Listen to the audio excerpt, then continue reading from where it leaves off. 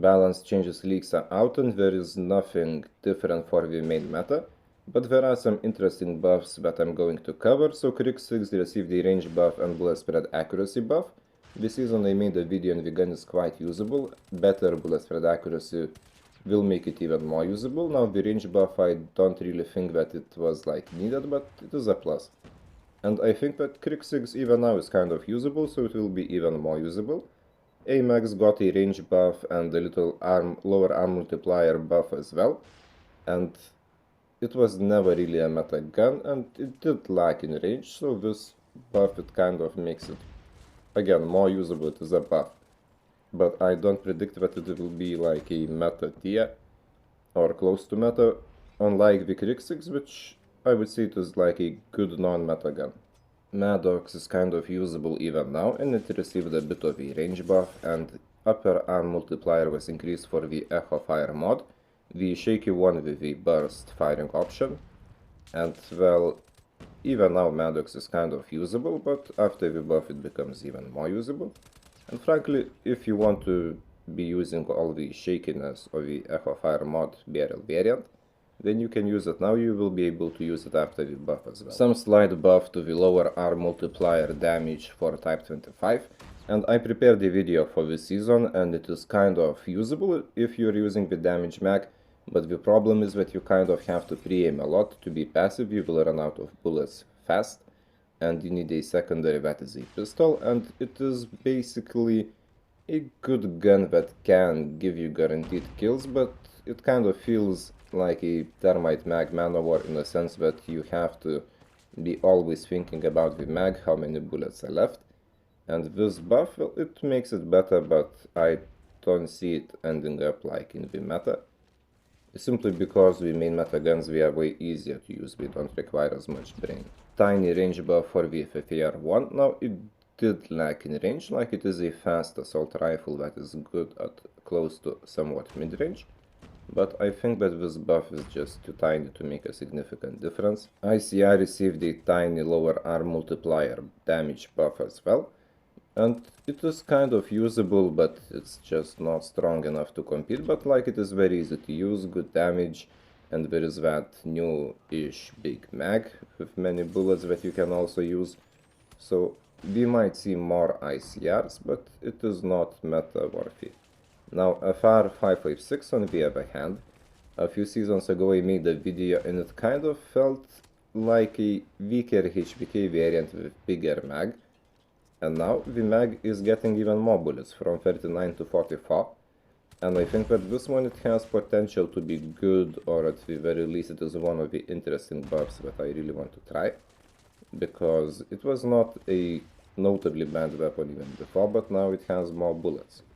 Bullet spread accuracy and the chest upper arm multiplier damage buff for BMX9, and frankly there were times when it was like the main meta gun, when it was nerfed and disappeared, but the problem at the moment would be that the large damage mag does not have many bullets, and these buffs, well, they make it a better choice of course compared to how it was before, and I think that it could be like a Fennec variant after the buff, and I'm really curious about this one as well.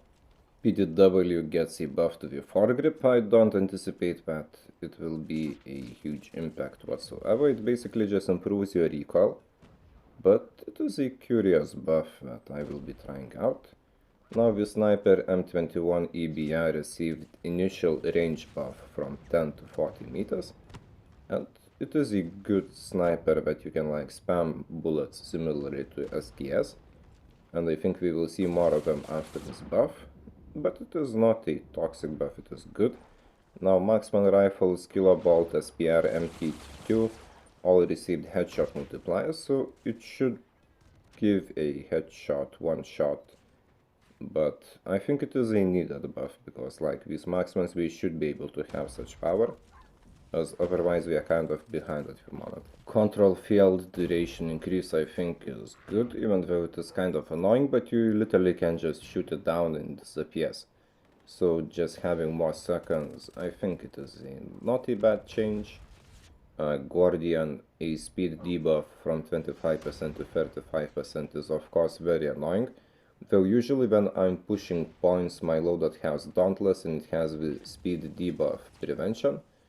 So for me, if I'm using such loadout, there will be no change. But yeah, if I'm not, if I'm using like Skulker or something else, it will be annoying.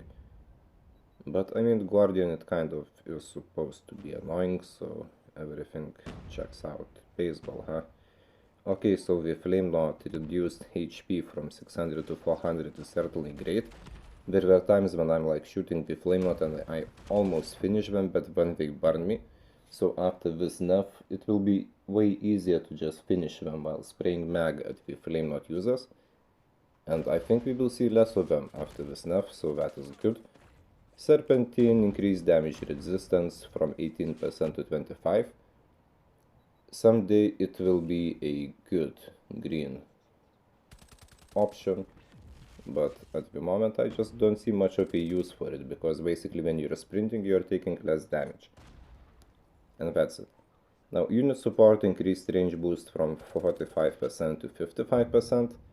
That is good, and I think that with those blue packs that have like various team impact thingies, it would be possible to have a really cool 5-stack that would just be very like synergetic and powerful. So it is a nice pack, but it's not like a game impacting one.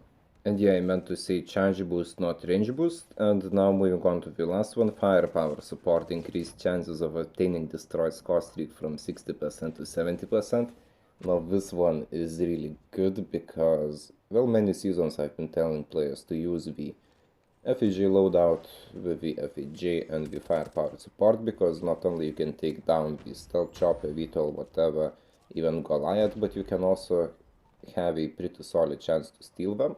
Like at first it was I think 45%, later it was 60, now it will be 70, which I think it is a great change, because it will be a lot easier to just take down this score streak and then steal it and use for your team. And imagine players who just camp for expensive score streaks whole match, like they are thinking, oh, I'm not playing OBG, but I will drop a Beetle or Stealth Chopper. More likely it would be Stealth Chopper and my team will thank me. And then you just take it down and steal it and deploy for your team. And all their camping has been made entirely useless. Or the annoying persistence teams, they start spamming like VTOLs and you just steal VTOL and you start shooting VTOL at them. And usually persistence users, they like blow, they are bad, then suddenly they end up doing the spam of expensive score streaks. So if you can't take them down and steal them, you might just steal the game back. So yeah. And to conclude the most impactful, interesting buffs, or at least, well, I'm not looking at the list now, I'm just like going through memory. So of course the launcher pack, the Krixix, the MX9, and there was one more, wait. I cannot quite remember the other one. I should check the list, yeah, so Krixix, MX9, oh yeah, FR556, I did not look at the list yet. But yeah, these three I'm really curious about. Others are like ok, because they are buffs, but nothing too crazy. Oh, and the Flame Knot nerf is just yummy.